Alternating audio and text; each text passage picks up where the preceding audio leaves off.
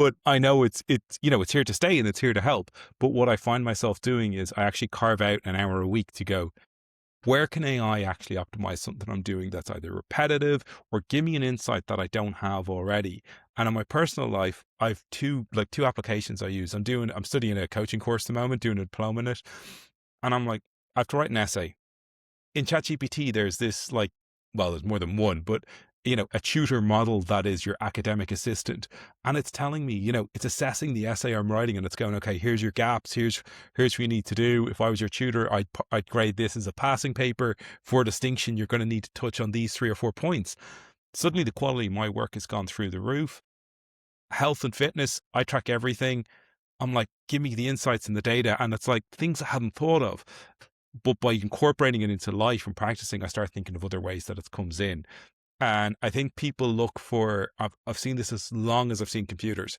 I wanted to do this one thing. And it's like, you actually need an underlying knowledge across the board to apply that, So I couldn't agree more with what you're saying, Brenton, about practice makes perfect and give yourself a playground, but sensible guardrails.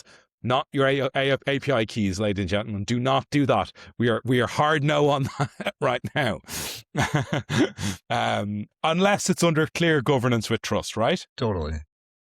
It's refreshing for me to hear that you're using it not to just generate documents for you, but to teach you how to be a better writer. And like that's a really cool application, because I experimented for a couple days with, I'm just going to drop some notes into something and ask, Claude to draft an email for me, or ChatGPT to draft an email.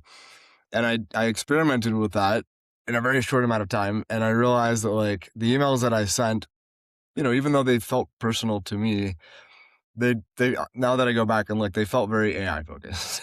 And yeah, they were not very, the responses to those emails were like not great.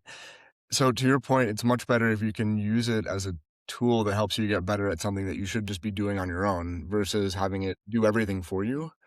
And like, I don't know, that was a big risk early on. It was like, if we're outsourcing everything, like what are we doing? And back to your point, if you're using it as something like a coach, as something as an extra advisor that has all this amazing data that's kind of trained on, a lot of the collective knowledge of the world, like it's making you get a lot better at the things that you want to do. So that's a great application for it. And I think why, thank you for that, Brendan, but I think why it comes into the real world is if you're, I'm in a meeting with, let's say I do get my Marc Benioff on the podcast. I need to be able to hold my own in that conversation, right? ChatGPT isn't going to help me then. It's on me. So you have to have that standard with it.